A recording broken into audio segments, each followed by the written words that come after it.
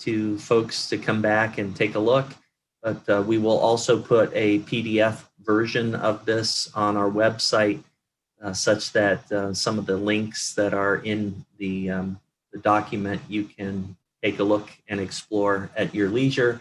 We will also provide Q&A wrap-up summary to some of the questions that you asked during the open survey, and then also those that come up via chat, and that's an important logistic.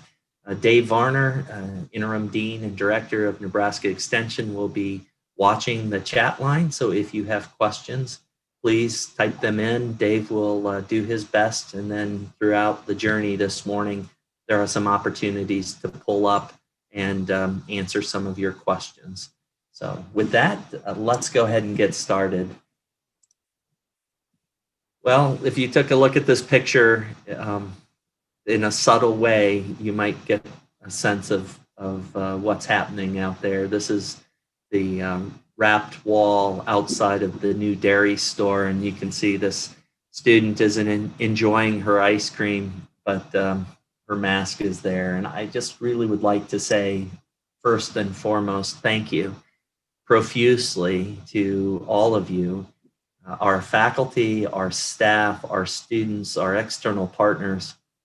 It has been amazing to watch, going all the way back and redialing to spring in March and the dynamics of moving all of our curriculum online, to the countless hours of planning that took place during a very, very busy field season, a very busy extension, outreach, and engagement season, and for many of our instructional staff and faculty and students, a really busy summer with near record amounts of summer enrollment taking place, all preparing us for the hope that we could re-engage each other this fall with the start of the fall semester in a way that would be safe. And as I've been on campus, and I should say that I am in my office, I wore my mask into the office, I've closed my doors, and so I'm in a quiet place by myself. I've got a window open,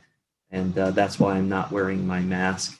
I thought it would be good for you to see my face, see my mouth, and for me to articulate. But my point here is that it has been fun on campus to walk around. I appreciate those of you who've let me bust into your classes and visit with your students, socially distanced and masked, of course. It's just been amazing. It's been a Herculean effort. Candidly speaking, if you would have, in fact, Chancellor Green asked me this question 2 weeks prior to us starting, when students were moving back into Lincoln and on campus, he asked me point blank what I thought the odds were and how deep into the semester we would get. And to think that we're now nearly halfway through the semester, using very common sense approaches for engaging one another safely and keeping folks safe, has far exceeded my estimate. For the record, I estimated 2 to 3 weeks, and the pressures would be so great that we would have to think about moving more to a remote rather than a hybrid.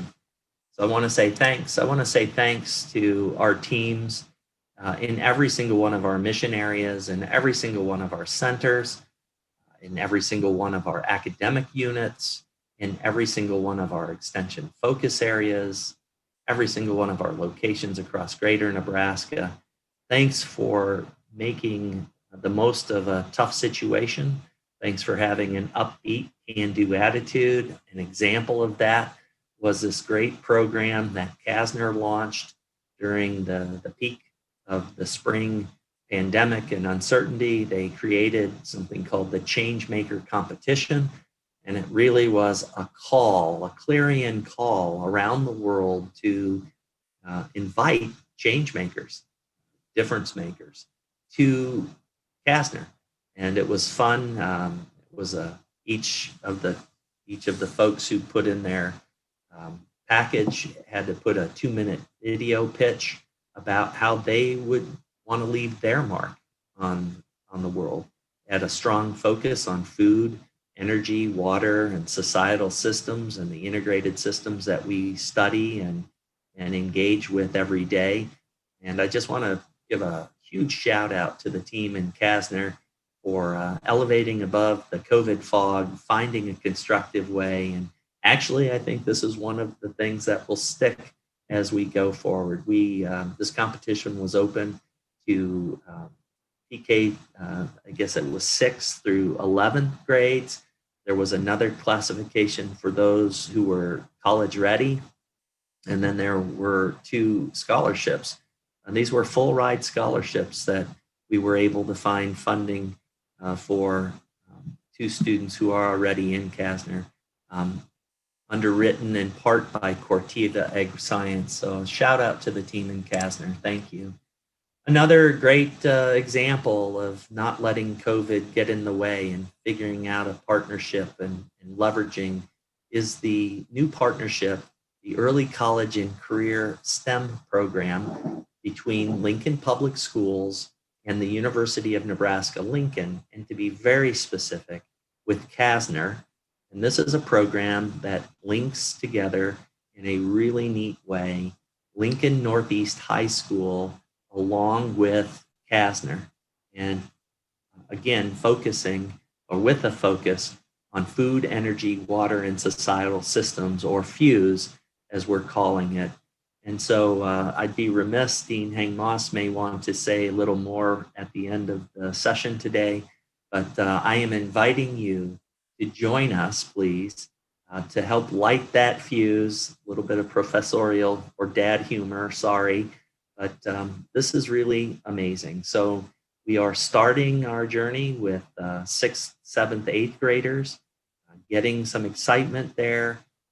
The 9th and 10th graders starting next fall in their math and science classes will begin to see examples from what we do here in the Institute in their normal curriculum. And by the time they reach their junior year, their 3rd year of high school, they will then have access to college credit, college courses taught here by our faculty, but that will allow them to think about entering the agricultural workforce of the 21st century, or to go on for a 2-year or 4-year degree. I know, again, Dean Hang-Moss is asking for volunteers for those who are engaged. I know there's a lot of excitement out there, but this could be thought of as a magnet or a focused program similar to the International Baccalaureate program at Lincoln High School. This is another way for us as the People's University to engage with the next generation of problem solvers and difference makers. This is wickedly cool as the crow flies. This is a school that is just about a 1.5-mile walk from campus. And just to punctuate this, this is the magnet program in food, energy, water, and societal systems for the entirety of Lincoln City's Lincoln Public Schools. And it's a great opportunity. Again, a shout out. This was a year plus in the making, and it builds on our great programs like Our Zoo to You 20 years ago, or Bug Bash, or the Summer Soybean Internship Program. So just the next chapter in an intense partnership with our local communities. I'd also be remiss if I didn't say that this comes as kind of the second installment in the last 6 months. The first major installment, doubling down in this space, was the creation of the first education compact in Nebraska, happens to be in Northeast Nebraska, called the Northeast Nebraska Agriculture and Natural Resources Education Compact.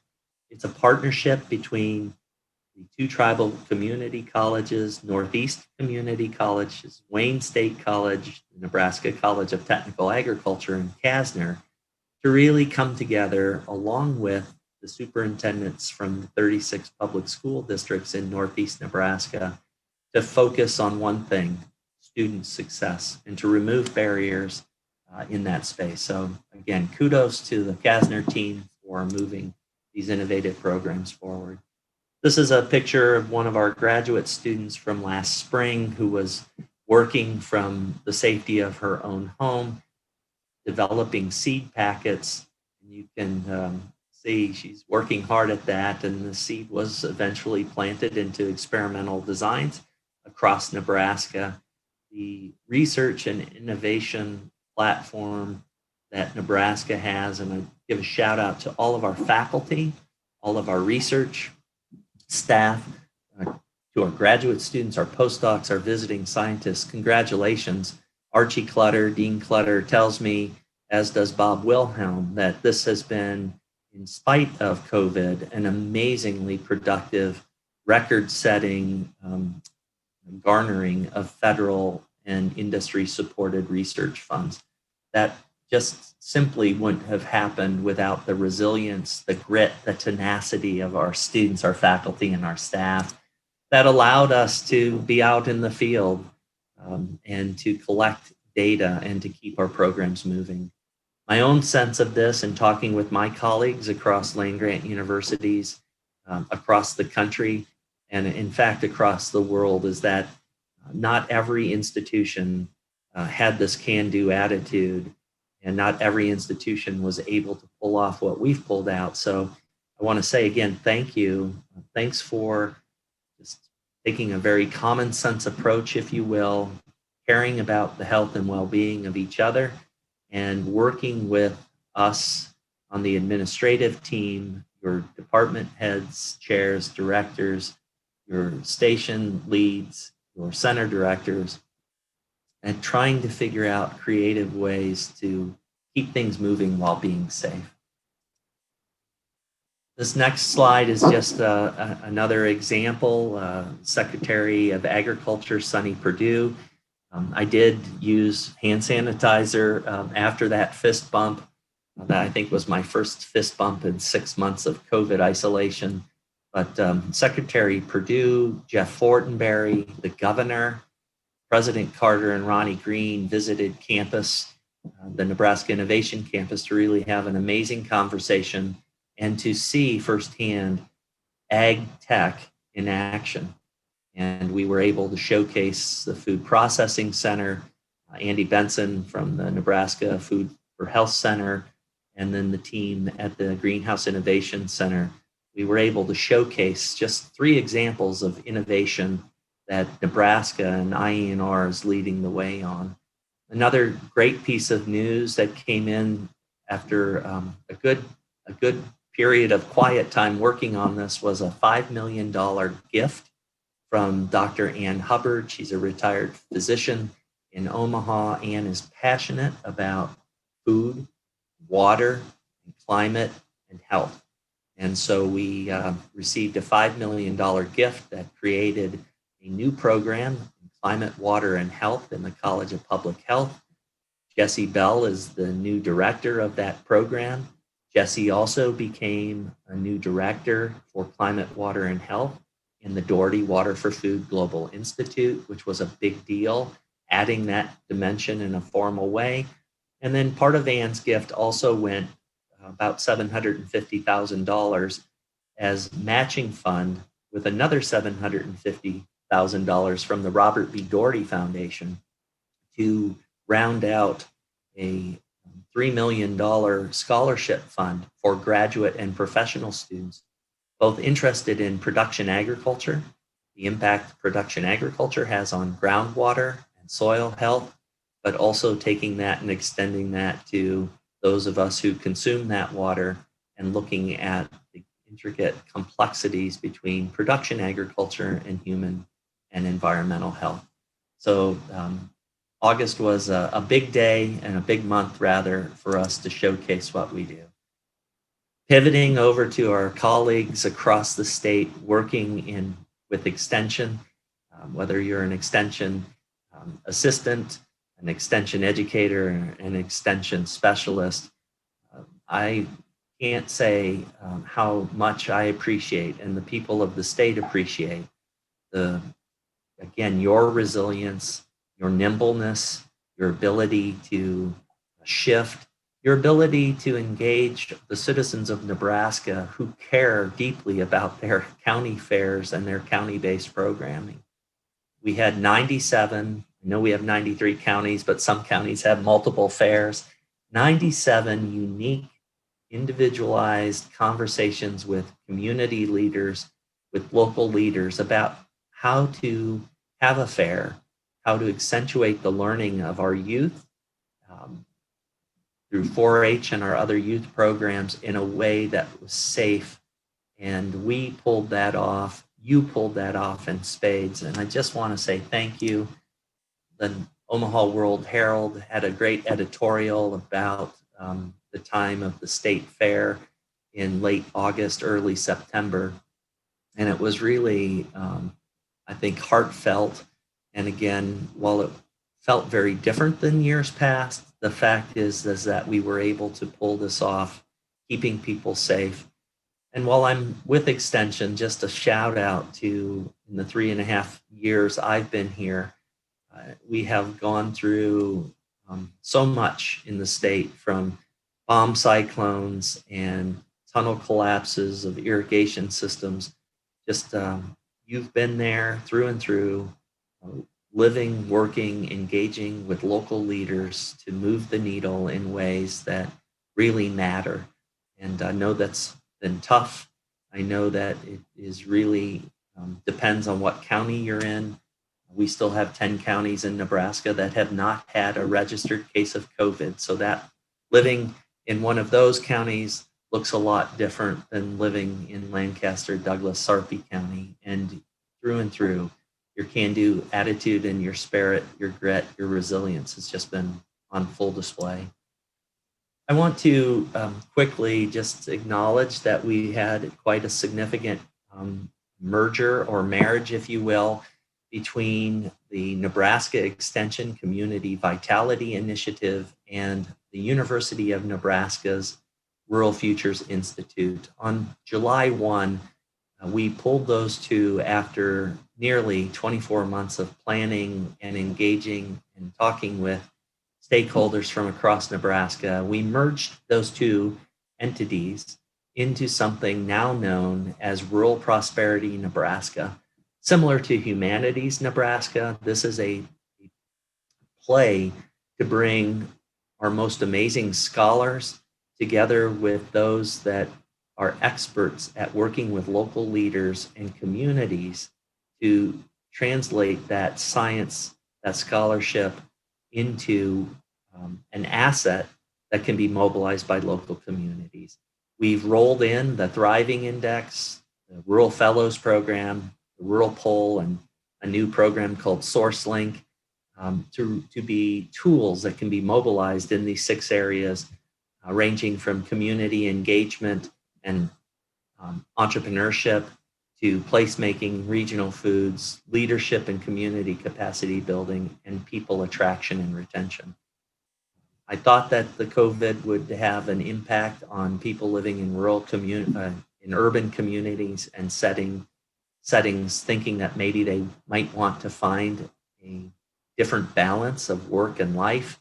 And I think this is playing out. We have a really important window to think about people attraction and retention.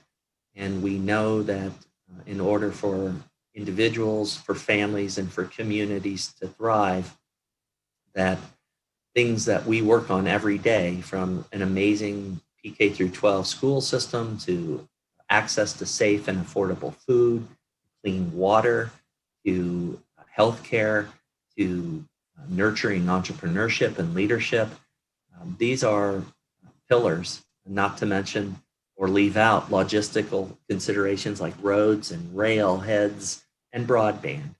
And so we do this well, and Rural Prosperity Nebraska represents the next chapter in a decades-long journey around how the People's University engages and can help advance local leaders and communities. Very exciting.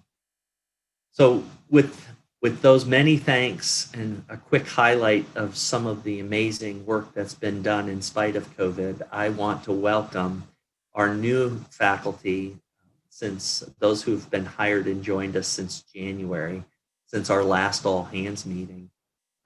This is an amazing group of new colleagues, all different types of faculty, from our professors of practice and our extension educators to our lecturers and senior lecturers to our tenure track faculty to our research faculty. This is just an amazing group of gifted individuals. We are a destination for talent faculty from around the world, and we're humble to welcome you. We're excited that you're here, and I look forward to engaging with many of you on our virtual Rhodes Scholar Tour that will be launching here in the coming weeks. Welcome. I'd also like to say, again, I highlighted this at our special all hands meeting in June, but I want to say thanks to all of our colleagues who have retired, our faculty and our staff colleagues. I want to say congratulations on an amazing run. We're blessed to have had so many of you here. We appreciate you. We appreciate the impacts. We appreciate your collegiality and friendship. We wish you well as you move forward into the next chapters of your lives. And I, for one, am very much looking forward to celebrating appropriately when we can gather. So congratulations to all of our colleagues who have made that decision to transition. I also want to say congratulations to our colleagues who this year in last promotion and tenure cycle put their packages in, who went through rigorous peer review, who are now promoted and or tenured and promoted into the next leg of their journey. Congratulations to each and every one of you. We didn't get to gather in April as we customarily do to celebrate you and your loved ones, your significant others and your families that have helped you along the way. But I just would like to say congratulations. Thank you. I say it all the time. We win in IANR because of our people, and without your leadership, without your dedication and passion, IANR is nothing more than an acronym. So congratulations. This is a great group of folks. It's really wonderful to be a part of your teams. Thank you for all you do to support our mission areas. Thank you for putting our students first. Thank you for putting the citizens of Nebraska first. You, our faculty, are amazing. You are award-winning, and I asked Associate Dean, Vice Chancellor Rich Bischoff to put together a high-level overview of the awards that our faculty have received. Again, just since January. I think that's right, Rich. Perhaps this goes back to last July 1, but just a high level. We did not include best papers or best oral presentation. These are significant career enhancing awards. And I also would be remiss if I didn't say thank you to the faculty, to those who are in leadership positions who took the time to draft a nomination package to advocate for our faculty. Without that commitment to recognizing success, these awards would not be possible. This gives you a high-level overview of the 2019 awards. So I misspoke from July 1 of 2019 through June 30th of 2020. I also would like to just make sure everybody knows that we've had some leadership adjustments. Don Becker has now been formally appointed through a process that took place in April and May as the new department chair for biochemistry. Jeff Bradshaw has stepped in as the interim director for the Panhandle Research Extension and Education Center out in the Panhandle. Tom Berkey has moved into an associate dean role in Kasner, primarily working with our graduate students and grad studies chairs in the graduate school. Cheryl Burkhart-Kriesel is providing leadership for the Rural Prosperity Nebraska initiative that I've already mentioned. Cheryl, importantly to point out, is located in Scottsbluff at the Panhandle REEC. Larry Gosen is our new Dean of NCTA. Welcome, Larry. Scott McVeigh has joined us as filling the position most recently held by Clayton Kelling as the new director of the School of Vet Med and Biomedical Sciences.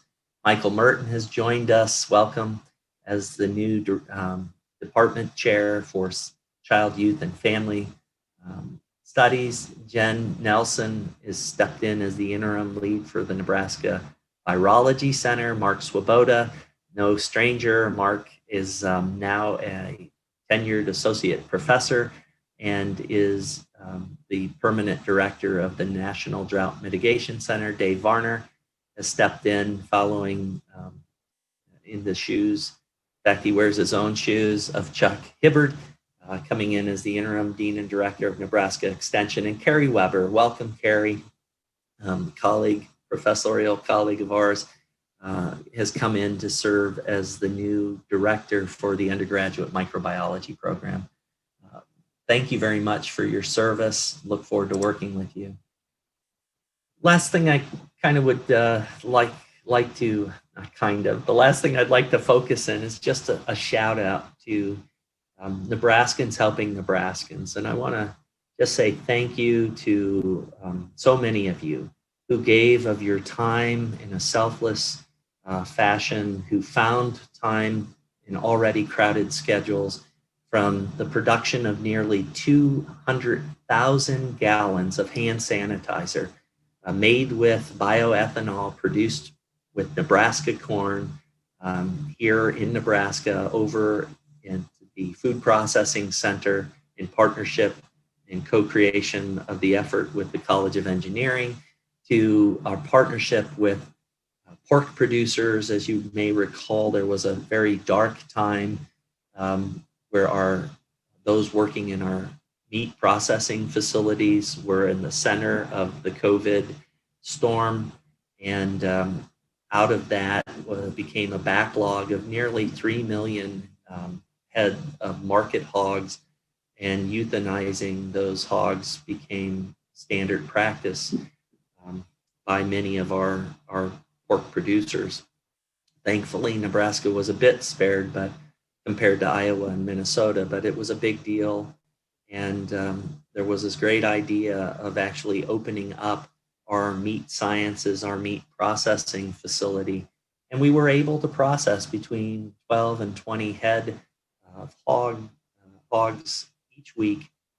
Faculty, staff, and students from animal science and our meat science program made that possible, generating nearly 1,500 pounds of meat that was then distributed through the Food Bank of Lincoln to the 26 counties in southeast Nebraska. Again, Nebraskans helping Nebraskans in so many ways, and through countless drives of equipment and necessary personal protection equipment for those frontline healthcare providers. Just a shout out. It was, again, pretty amazing to see and be a part of. Thank you. Well, I'm going to pivot now to three other meaty, substantive issues that we all are facing. This is a snapshot from the Nebraska Department of Health and Human Services website showing the total number of cases. I chose in the graph in the lower left-hand corner to show positives by date. We can go back to March 14th and think about the spike that took place in May and the lull that seemed to happen during June, only to see an increase. And the map there shows you the counties. If you've not visited this website, I'd find that hard to believe, because all of us have become more well-versed in epidemiologists. But my point in sharing the slide with you is that there are still 10 counties in Nebraska that do not have a bona fide confirmed positive case. So if you're in Thomas or McPherson, Arthur, Wheeler County, again, your world might look different than if you're in Dakota or Lancaster County. And I think the magic of IANR and through your grit and resilience to actually look at your local situation, follow CDC guidance, has allowed us to continue our core mission areas. I think we are also well aware that we're doing everything that we can here on campus. Shout out to so many people that helped make sure that our classrooms and our instructional staff and students were in a position to come back to campus, to our folks and colleagues in ORED, business and finance, student affairs, you name it. Every office in this campus was laser focused on how to engage and re-engage our workspaces and our learning spaces safely. And so there's a lot of information out there. I'm not going to go over anything in particular here, but this does bring us to kind of a first pause. Dave Varner has been watching the chat. One question I know that's related to COVID that was submitted through the survey. Has there been any discussion, Mike, of when the out-of-state travel ban might be lifted? And the answer is that's no. In short, we have been wickedly focused on making sure we can move smartly around the state of Nebraska in a safe way. We have a solid travel policy that is evolving ever since March. The guidance is very clear. I think that right now for formal work-related trips, we are very much in the mindset of staying closer to home rather than traveling. We understand that this is a problem for some. We understand that. We also know that many of our professional scientific societies or learned societies have moved to virtual platforms. Panels at the NSF, the NIH, and USDA have all moved virtually. And so we know that the world is also evolving with us. And so we'll keep watching that. Dave, questions from the chat? Yeah, so a question we have in the chat is around how will the randomized COVID testing of UNL staff work? How many will be tested a week? Do we have more details on that process? Yeah, I don't have all of the details. I can say at a high level that we are using Test Nebraska as our test platform. They're doing the best that they can. They have run into some snags. All of the data that you see on the UNL COVID dashboard comes from the Test Nebraska tests. Early on, we opened up 2 testing locations, one over in the R Street garage by the police department, another at the Student Health Center. We've now increased to, I think the number is 2,000 tests a week that can be processed. That was up from 1,000, so we've doubled the number of tests. You can show up and be tested. If you think you have symptoms, you can show up and be tested if you just are curious. Everything is voluntary. The Chancellor has been very clear about that. He has encouraged as many of us, students, faculty, staff, to be tested. I also know that athletics is doubling down in their testing protocols. As you've been watching in the news, there's a great deal of rigor around their testing, and even some of our student organizations, in order to compete, are adopting a more rigorous testing protocol. So the whole point there is that there are options to be tested. I will say this: if you are tested through Bryan Medical System or CVS, for example, those tests don't come back into our tracking and our monitoring. We have contact tracers. We've created a cadre of UNL staff who are actively engaged in contacting people that have been positive. who are then doing the contact tracing, and there's a pretty robust contact tracing effort going on behind the scenes. Anything else, Dave? Yeah, Mike. So a question about off-campus versus on-campus community. The randomized testing focused only on our on-campus community. Does it apply to REEC establishments? Does it apply to county extension-based faculty? Yeah, so our testing is available to anyone who has an NUID card. So if you're interested in being tested, you can come to Lincoln and you can engage in that testing. The numbers for UNL's website are being driven in partnership with Lancaster County Health Department. So I'll put a shout out. There are county-based and regional-based health districts across. I think there are 26 of those. All of the COVID testing is being, and the medical directives are all being managed at the local level through those health districts. So if you are in greater Nebraska, Scottsbluff, Gearing, you would be partnering then, and your numbers would roll into that county regional-based tracking, not in the Lincoln Lancaster numbers. And that's important. This, just as Dave, you know well, speaking about the 97 county fairs, we really need to look county by county, community by community, region by region in order to develop local response plans, local health measures that keep the local community safe. And rolling it all into a UNL level just wouldn't have a lot of application out there. If there, so far as I know, at our larger centers, say at West Central and Scottsbluff, I know that we are, Ron Yoder and Hector are working with leaders across our system flowing PPE. That's all organized nicely, but the testing, so far as I know, is being handled through the local health districts.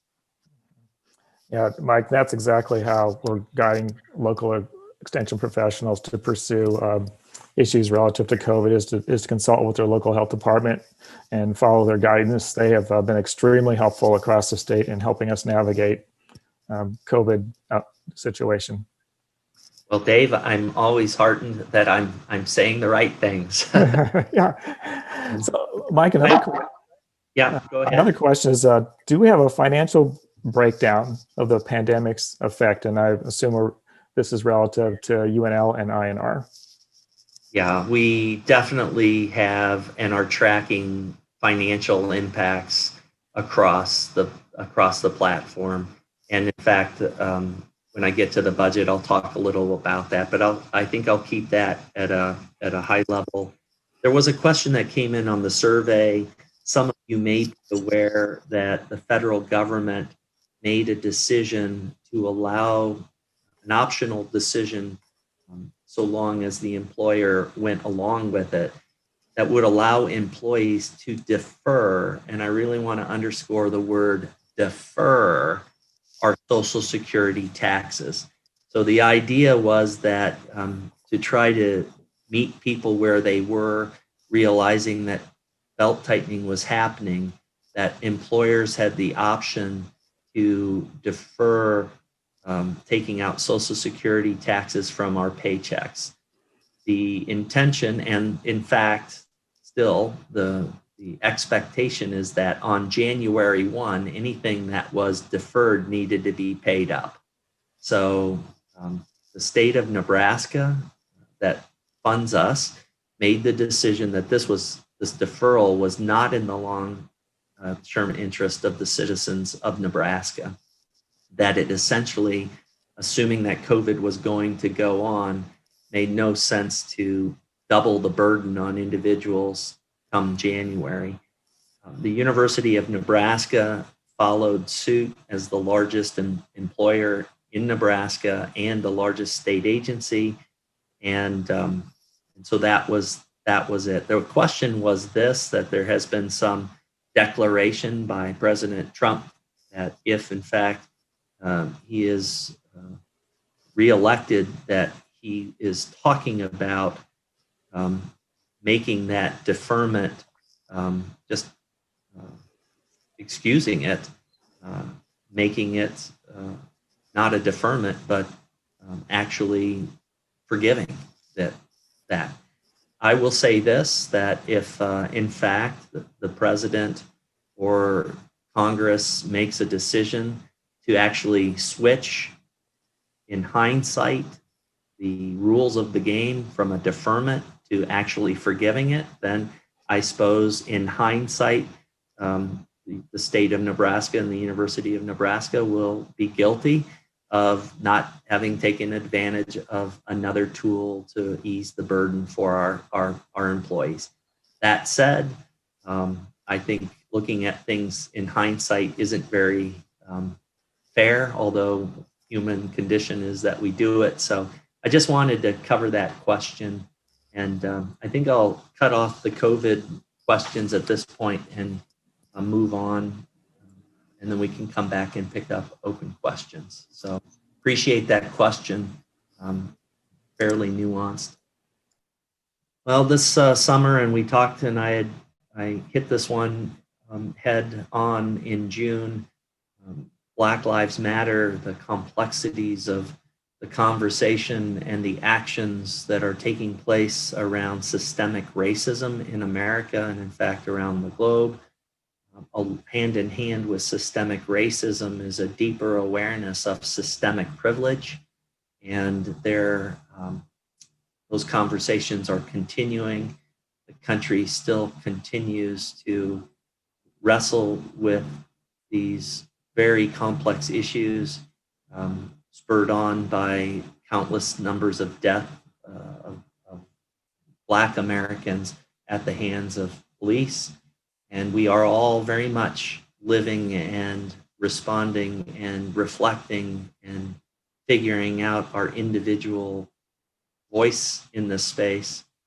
IANR has always had a commitment to diversity and inclusion, to inclusive excellence, not for the sake of having difference, but to an open and accessible platform that all are welcome, all have access, all have the same opportunity. And I know that IANR is far from perfect.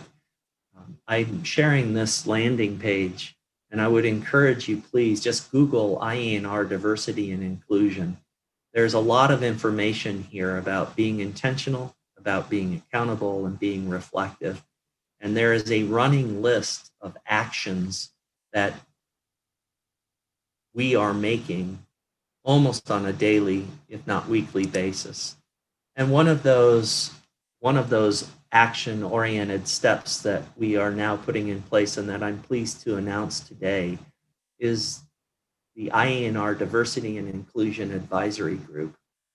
This is a group of faculty, of staff, administrators, and students from across the Institute, from across the state, who have agreed to come together to, in a phrase, think about how we can make IANR more equitable, more fair, more accessible.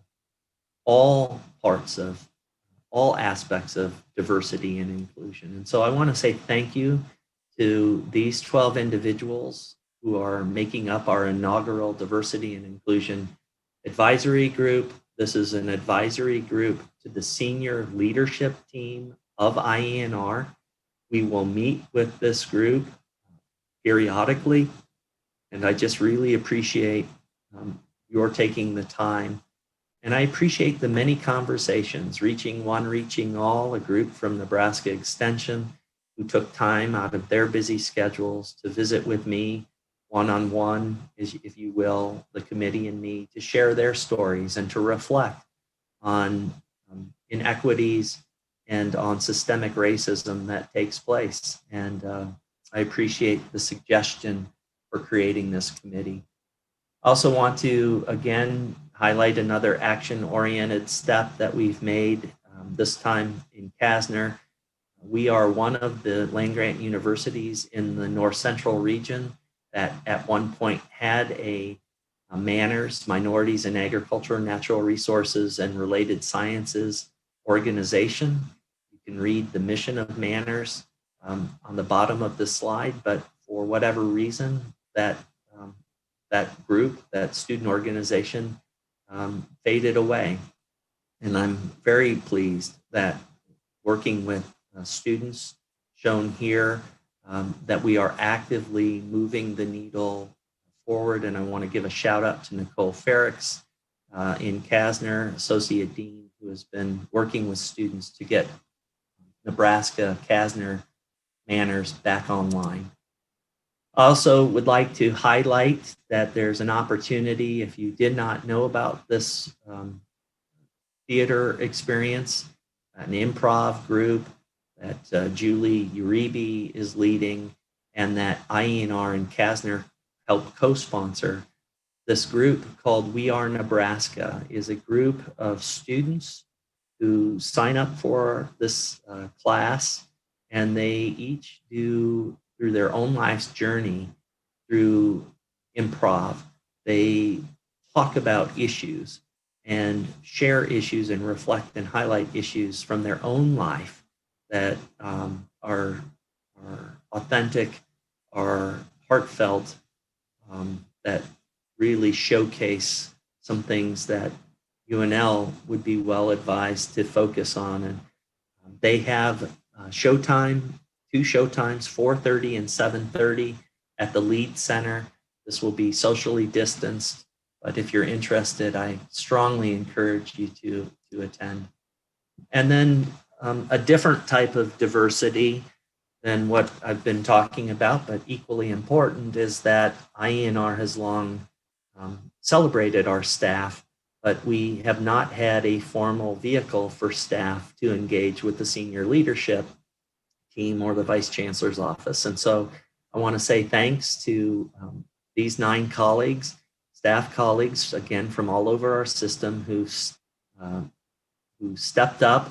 There was fierce competition for these 9 seats. We had 4 or 5 people, staff members for each seat that we couldn't get everybody. But thank you. This is now launched and we're moving it forward. The formal IANR Staff Liaison Council to run parallel to the IANR Faculty Liaison Council. And they had just the last week or 2 weeks ago, a Zoom, they had a Zoom social. It was fun. A lot of people, seemed like hundreds of people. And I just want to say thanks. Another commitment, another action-oriented step to embrace fully and animate the diversity that we have here in IANR. And then I'd like to, I guess, Dave, I skipped over that slide. We can go back to Zoom. Are there questions about diversity and inclusion? Anything that I've said or that you've read or seen that you'd like to highlight, Dave? Yeah, just to follow up on, you mentioned several action steps that IANR is embarking on, Mike. A related question is, have any policy changes been implemented regarding these conversations? For example, do we now review applicants without names being associated, or other policies that are in process? Yeah, that's great. Great question. We certainly have made, I wouldn't necessarily call them policy changes at this point. We have certainly made procedural changes.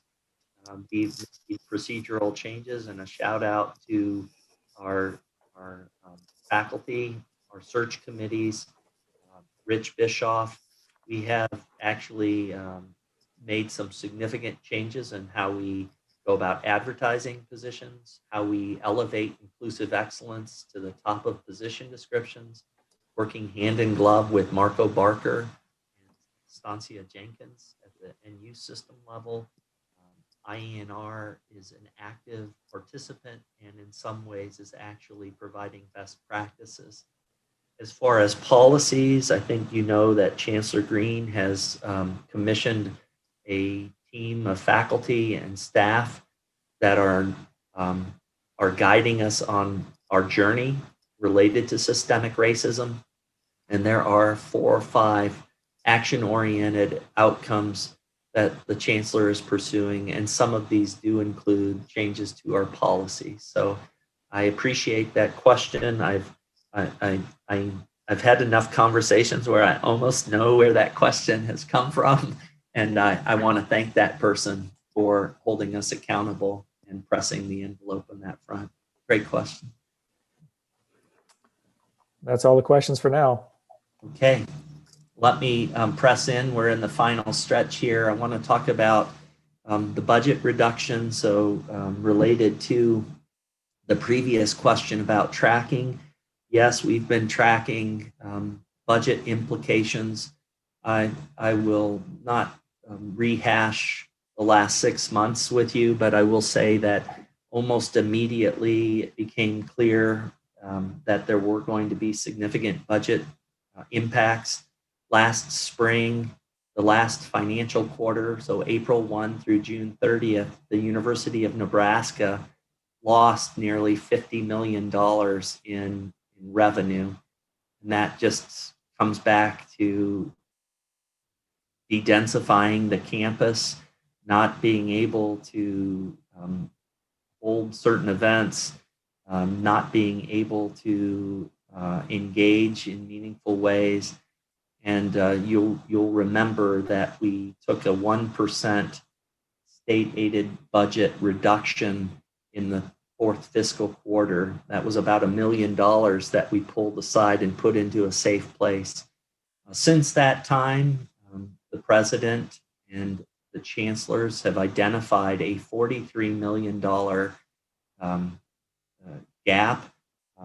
I do want to just kind of say this, that if you look hard at the numbers and think about current year plus the next 2, so a 3-year window, there is an estimated, and there's all kinds of assumptions, and I'll run through those quickly without a lot of detail, and we'll give those to you here so you can digest them on your own time. But $43 million, President Carter and the chancellors identified that we needed to figure out how we were going to handle this loss of revenue. This loss of revenue goes well beyond whether or not we play sports, although you've heard Bill Moose talk about a $100 million hole in if we don't play football. That is a big number. That also includes everything from sales of trademark registered stuff to the Big Ten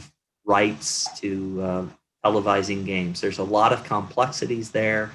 A great example, we're one of very few schools in the country where athletics actually net gives the university resource to operate. So for example, $15 million a year comes from athletics back to the academic enterprise. 5 million of that is used directly for student scholarships. So if we're not playing football and we're not generating revenue, athletics can't flow those resources, which then creates a gap that needs to be filled somewhere else. Enrollment declines, the complexities of the global dynamics on our students from abroad, wickedly complicated. Enrollment declines, the declining number of traditional college-age students due to population and demographic shifts. There's just a lot there, and safe to say in summary, the president and his team spent a lot of time looking at this. To be clear, the gap created by COVID with all the assumptions is $23 million. So we know we have a $23 million hole that needs to be filled, and that's why we have the budget reductions that are taking place. In addition to that $23 million, the president and the chancellors identified some structural issues that need to be addressed. And so rather than going to the campuses and asking for $23 million to cover the COVID-related debt or anticipated gap, they actually went back and said, we're going to collect an additional $20 million with the intentional purpose that that $20 million will be strategically reinvested in the campuses to address some systemic issues.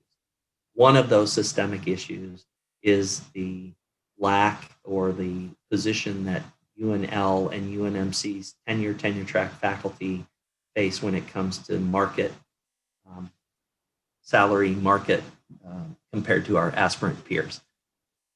So I won't go over this in great detail except to say again, $43 million is what the state aided reduction over the next 3 fiscal years was required. For UNL, you can see the breakout. We took a higher percentage than the other campuses, but that also is because we receive half of the state aided funding. I don't know what you've read, but for UNL and UNMC, we did not take, except for promotion and tenure increases. This year we were flat. There were no salary increases. At UNK and UNO, they are unionized faculty. They have a collective bargaining agreement, and they had to honor that collective bargaining agreement for FY21. In FY22, next year and the year after that, they will not receive increases, and there will be a targeted increase flow of resources to this campus and UNMC to address those market disparities. The assumptions were many. Continued funding from the state, hoping for a 2% increase in the next biennial budget. Folks, if we do not get 2% from the unicameral for the next 2 years, then the assumption has been broken, and we'll have to dig deeper. We took a very conservative enrollment projection for the campuses, and while we saw a bolster in enrollments, it came at a cost. The Nebraska Promise was a neat program that was about accessibility and affordability, but that was a remission. And so while we increased enrollments, the number of students that are paying tuition and the mix of who's paying what tuition is really complexity down in there that I can talk with you offline. Just send me an email or call. Salary increases are projected for the next 2 years, assuming that we get that 2%, of 1.5% next year, 3% the year after that. And then remember that $20 million that's being pulled back for strategic redeployment. It will then be returned to our campus. A large portion of that, at least half is what I've been told, $10 million to actually flow into salary increases to address the disparity against our peers. A shout out to the Faculty Compensation Committee of the Senate. Without that pressure and without their resilience, I'm not so sure that President Carter would have gotten the message. So all I want to say is that there are lots of well thought through assumptions. And one of the questions we received on the survey was, gosh, with all these positive enrollment projections, why is it that we're still having to take budget reductions? It's because this is a 3-year journey, and there are many, many, many deep assumptions in the planning. So I want to come back to UNL. 5.5% was our target that the president gave us. Over a 3-year period, that's a $25.8 million that we were responsible for. Unfortunately, given the fact that we have seen a steady decline in enrollment from a high in 2016, a fall of 2016 of nearly 26,000 students, that demographic has shifted more towards now 25,000, and we're seeing a different mix of students, more whom are on remission and less who are paying tuition. So this is a little bit in our world of pushing yield and not paying a lot of attention to profit. It's that simple. And so while we've been yielding high, the resource flow has not been, and that has caught up with us to nearly a $10 million deficit that Chancellor Green has been carrying forward. And then on top of that, big increases in insurance premiums, that have really led another $2.5 million. So what Chancellor Green did, I think rightfully so, not only is he my boss, but I think this was a fiscally prudent move, is he rolled that $12.5 million into the deficit plan, which then net brings us at UNL of a gap of $38.3 million of a structural deficit that needed to be addressed, and it needed to be addressed in a coordinated way. I think I've shared this with you. You've seen this probably in the news, but across the top is the flow of how we're going to tackle this $38 million, 15.7 this year, 8.9, 8.8 next year, and 13.7 in the third year. You can take a look at the Vice Chancellor for IANR. We were given a $10.1 million target that equilibrates to a 7.7% permanent reduction in our base. I do want to highlight that back in 2017 and 2018, we took a 3.3% permanent reduction in our base. So net in the last 3 years, we've seen an 11% reduction in our base. This is a big number, and we're doing the best we can in a collaborative way to address it. I do also want to highlight that the Executive Vice Chancellor, Chief Academic Officer for OAA took a higher percentage, 9.1%. That is in large part due to 2 things. One, Kasner, until this fall, has seen a year-over-year increase in enrollment that helped add positive numbers. There were colleges on the city campus that didn't see that kind of growth. In fact, they were seeing decreases. And then back in 2017 and 2018, when we had that 3.3% reduction, IANR made tough decisions, took the hit, and the OAA CAO's office did not realize permanent cuts. And so this was the reason, these are the reasons why you see a higher number there. Most importantly, we were required on June 1st to submit a proposed IANR reduction plan to the Chancellor. When you get this PowerPoint slide or PDF, if you click on reduction plan to the Chancellor or simply Google UNL Chancellor budget reduction, you can go and you can see all of the detail around our journey on this front. You can see the $10.1 million number. Where are we getting that $10.1 million? We're getting that in 4 different buckets, if you will. The first bucket was that each of the deans and the Vice Chancellor's office took a 10% reduction in their budget, their state-aided budget. And so that nearly netted $1.9 million. I want to highlight the fact that I've heard it loud and clear that we need to be mindful of administration and how many positions we have in the bureaucracy of the university. I want you to know that we have eliminated 6 administrator positions.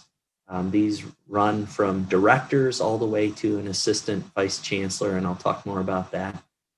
We have also eliminated a number of open, and I want to stress open lines, and we are also contemplating ways to convert some of our positions that are currently funded on state-aided dollars to non-state funding. In terms of faculty positions, this is all types.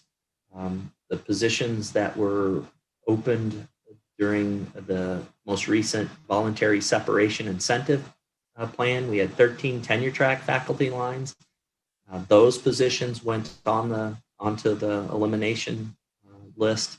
And then we have some additional vacancies and attrition that we expect over the next couple of years that we will have to harness some additional funds. We heard from the units We asked the units, we asked you, the faculty and staff, to have conversations at the local level. The units proposed nearly $1.1 million of reductions in vacant staff positions. And they also put on the table nearly 1.3 million of open research staff support positions. I want to stress to the staff that are on the call, we are not reducing enforced positions. These are open lines by and large.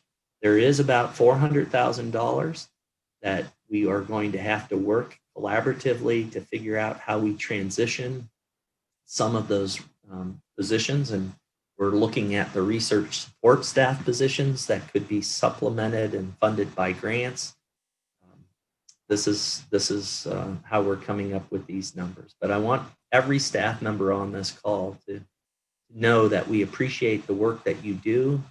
The Vice Chancellor and the entire senior leadership team gets that while our faculty of all types are critically important, IANR would cease to be the place that it is without your amazing support and your expertise. There are 2 program reductions, realignments that have been proposed, and these are now the topic of a shared governance debate and discussion. The first is that we have proposed the elimination of ARD and extension state-aided support for the Department of Textiles, Merchandising, Fashion Design. And the College of Education and Human Sciences has also proposed the elimination of the department. The second proposal is to eliminate the Kasner Hospitality, Restaurant, Tourism Management HRTM degree program. This is a part of, we have a degree in Kasner. The large number of HRTM degrees, however, are offered through CEHS. This eliminates that redundancy. In both of these programs, tenure track faculty and staff are impacted, and these are not programs that anybody woke up one day and said we want to cut these programs. This after an extensive discussion and debate and reflection.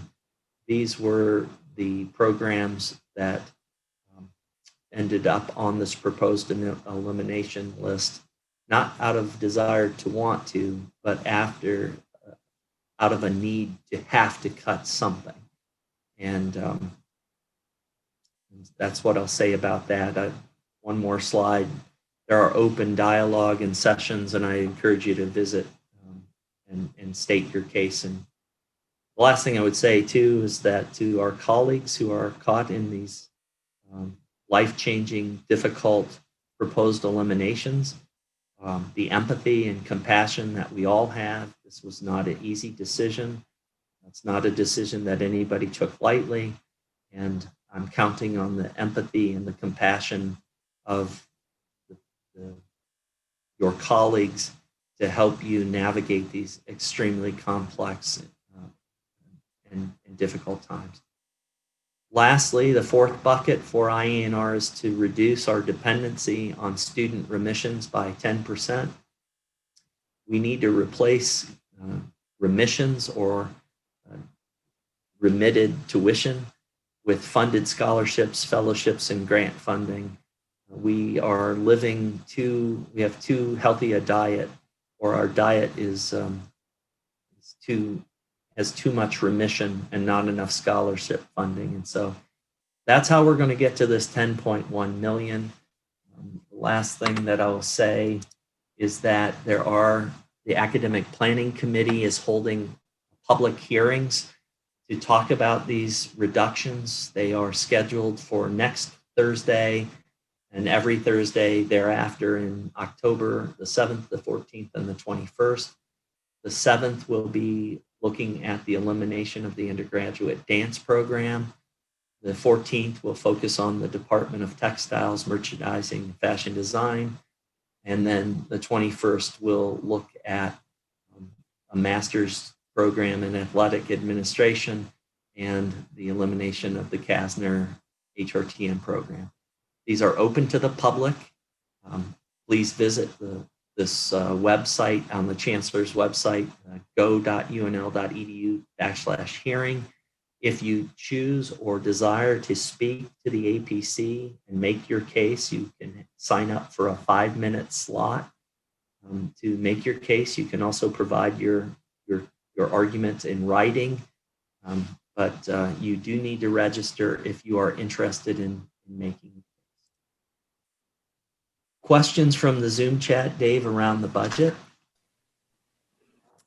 Yeah, a few here, Mike. So with the Nebraska Promise, we are basically open enrollment. Is there any budget allocation for extra staff and faculty resources necessary to support these students that may not be as college ready?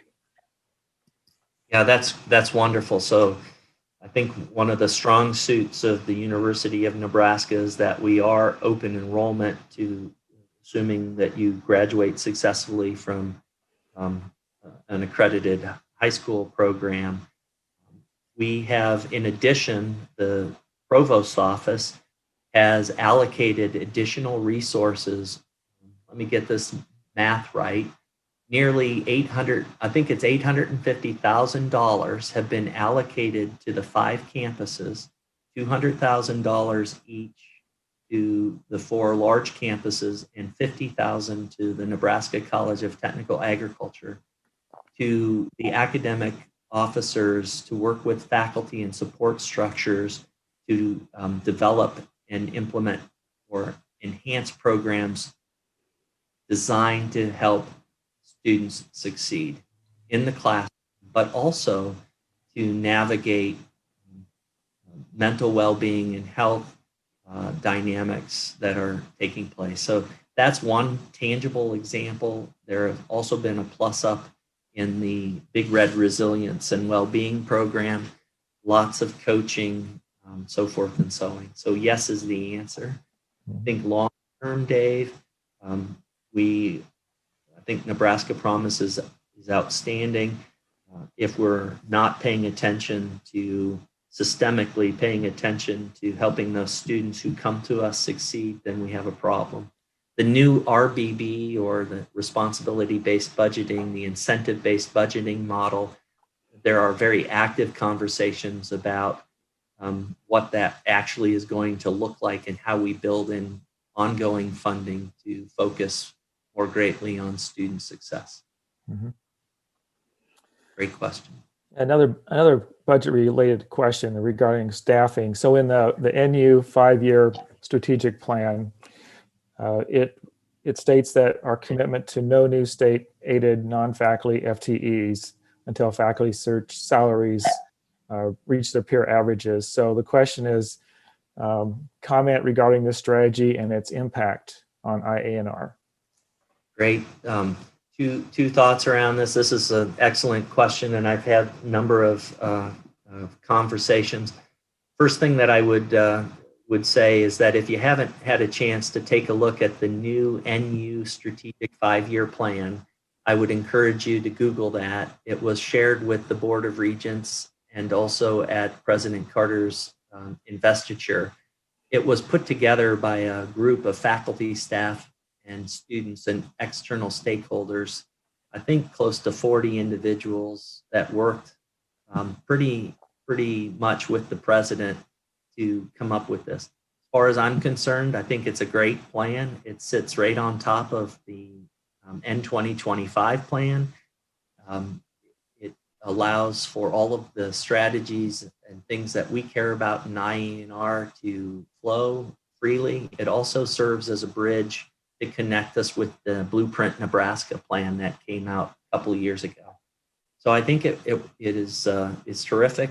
I think you will find that President Carter identified thrust areas that are right on top: food security, water security, rural community, rural prosperity, infectious disease. These are all things that we do well, and I think there's no problem for me with alignment. President Carter, in one of the pillars, did highlight the fact, and he has been very open, that this this lack of competitiveness for our tenure track faculty salaries relative to our aspirant peer group is a systemic, long-term issue, chronic, that needs to be addressed.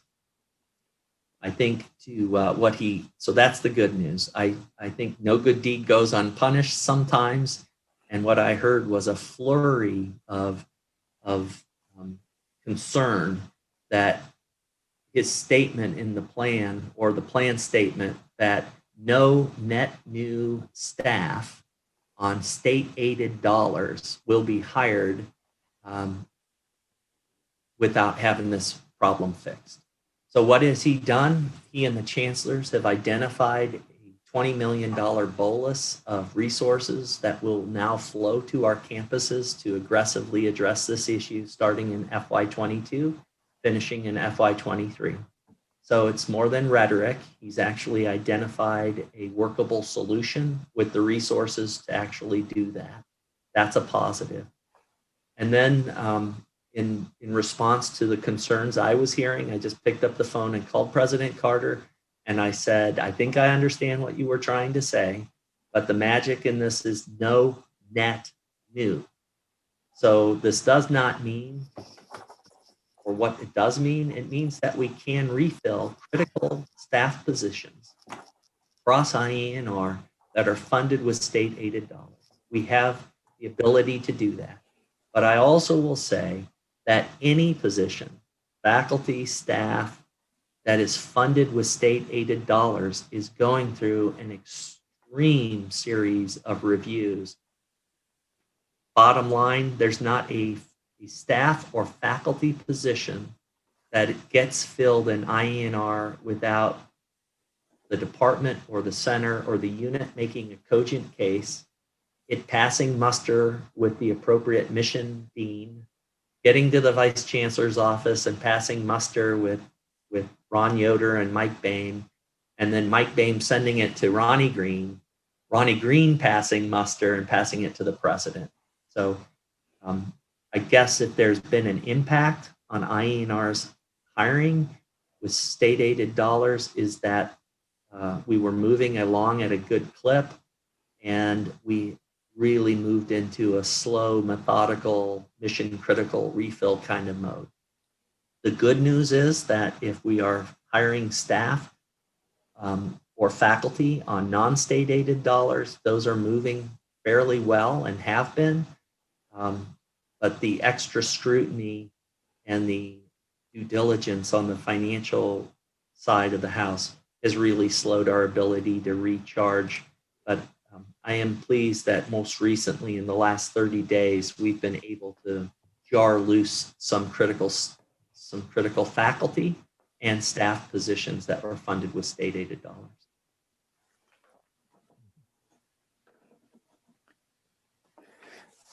So Mike, I'm concerned about what's ahead. And in fact, we'll be looking at additional budget reduction scenarios and planning for our upcoming fiscal year. Yeah, so you know me, I'm a wired optimist. I am really gonna hold the optimist line here. Of course, we don't know what the economy of the state looks like. In addition to the complexities and the depth of the conversation and action required related to systemic racism, systemic privilege, and the COVID-induced impact on the economy of the world. We need to really see what happens with the economy of the state of Nebraska. If in fact the assumptions that President Carter and the chancellors have put on the table hold, and that the forecasting board and Nebraska's economy hold, and 6 months from now, we're in a positive place. I'm quite confident that we will be able to move forward with the plan that has been laid on the table. I suppose that if the economy of the state of Nebraska tanks and the state of Nebraska has to make difficult budget decisions, then I think that $20 million that we're going to use right now for strategy, I think we're going to have to really have some deep conversations about how much strategy can we afford to implement, and how much do we need to use those resources to backstop critical functions. And my crystal ball is pretty rusty, and I only have about, I don't know, 5 minutes worth of, sure, 30 days I feel pretty good about, but I will tell you that these are the things that I think about, that the leadership thinks about every day. That's our job. We accepted the job. I want you all, please, to keep focusing on the great work that you're doing. And I said this a while ago. I said this when I first came here during the budget reduction. My 37 years in higher education with the 21 years of military service has taught me that units, organizations that can keep a forward-leaning, optimistic view of the world, that dig deep, that roll up their sleeves, that care for one another, that walk the talk, that are not afraid to really ask the tough questions about what is the essence of the organization, and at all costs ensure that that is protected and funded. And as strange as this sounds, actually invested in and grown. The growth mindset is critical. And I'm calling on all of you, as I did 3.5 years ago, and as I'm doing now, please keep your focus on the good work and the outcomes that you are driving in our teaching, research, extension, outreach, mission areas. Let the Vice Chancellor's office and the deans worry about some of this other stuff. I promise you, and I hope you see, that we are being extremely transparent. You know what I know, 99% of it, and we will get through this. We will get through this, and I'm confident we actually will get through this in a more nimble, ending up being more nimble and more innovative. And so I guess, Dave, I'd like to just stop the questions for the budget and say, that's the clarion call that I have to each of you. You've done it the last 6 months. Keep doing it. Really celebrate everything there is to celebrate. Don't take anything for granted. The sunshine this morning, the harvest that's taking place, the fact that I guess we get to play football and watch football, your family, your loved ones, hold on to those things. Find the positive, and we'll be okay. We will get through this. Okay, in the last series here, I want to talk about a significant change back to the budget, but bigger than the budget. I just want to let you know that one of the positions that we have eliminated is the position that was formerly held by Josh Davis. It was a position that Ronnie created, the Assistant Vice Chancellor for Global Engagement. That position is now gone. It is a casualty of the budget reductions. I want you to know that the office of IANR Global Engagement is not going away. I want you to know that our focus is not going away. We are a global, interdependent society. And when we think about food, energy, water, and societal systems, we are an interdependent, codependent ball of humanity. And these statistics over here on the left side, and then down below, the partners that we have, and this is just a high level, our partnerships around this globe are incredible, and we will continue to do that. How are we going to do that? We're going to really double down our focus around our research, discovery, and innovation efforts that are being led out of Ag Research Division, and through our education, outreach, and engagement efforts that are being led out of CASNR, CEHS, and Extension. And so what I've done is taken 3 amazing leaders in John and Liana and Brianne, and I've asked Liana to work hand in glove and be our program manager, our strategic leader, if you will, working with Archie and Tala to actually make sure that our global engagement efforts are dialed in very tightly and aligned with advancing our research discovery agenda.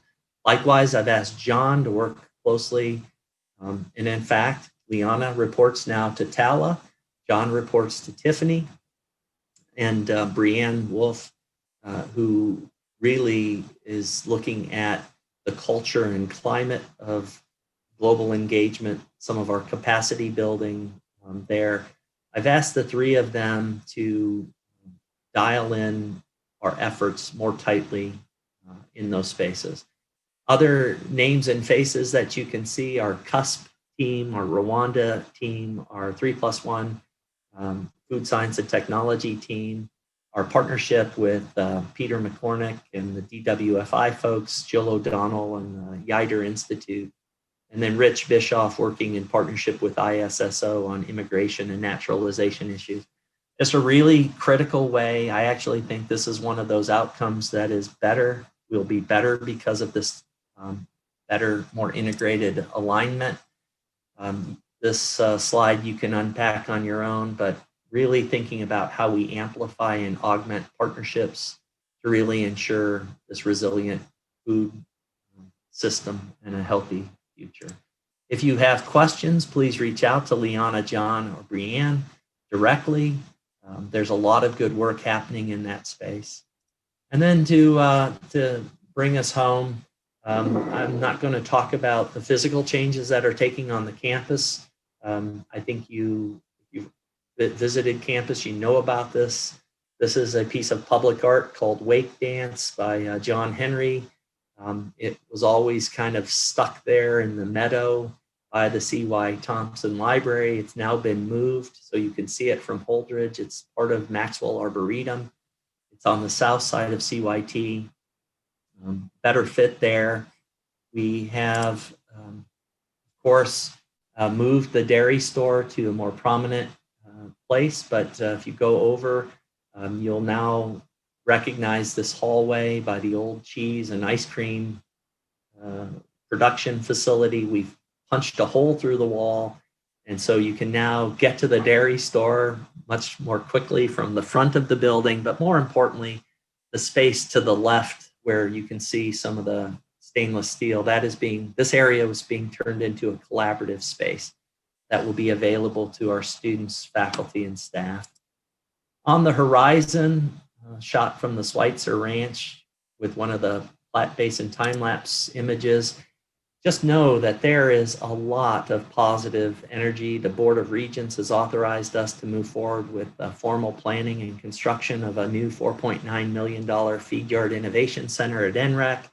There's some wickedly cool stuff happening with our integrated crops and water team around smart farms. There's a new economic impact of the importance of agricultural production that's being released later this month. I've already talked to you about Rural Prosperity Nebraska. We've got an external team conducting a first of its kind review of all of our greater Nebraska locations and our REEC centers. They are scheduled to provide us their feedback on October 8th. We'll be launching the permanent dean and director of Nebraska Extension and the director for the Panhandle REC director sometime in the beginning of 2021, and CYT and the Dinsdale Family Learning Commons we expect to open up in March, and then we'll move on with the next phase, which is decommissioning Miller Hall. So I know that was a lot of information. I appreciate the questions that you put in. We're right at the witching hour. I think what I'm going to do is, for the sake of time, I'd ask that if you have questions that haven't been answered, Kirsten, Jesse, let's capture the Zoom chat, and we will put out our question and answer to everyone. Like always, please, if you have questions, reach out to your local leader, your department head, school director, department chair, your center director, your REEC director, your engagement zone coordinator, your program leader, you name it. And if all else fails, please just pick up the phone, send Archie, Tiffany, Sherry, Dave, Ron, Rich, Jeff Bassford, just send us an email, call our cell phones. You know how to get a hold of us. And then I will just end this where I started. Thank you for making IANR the special place that it is. I know these are difficult times. I know that the country is in a polarized space on so many fronts. Keep focusing on the positive, focusing on the blessings we each have. Take care of yourself, take care of each other. We will get through this, and we will be stronger. There is no question. Thanks for all you do. Have a great day, and go Big Red.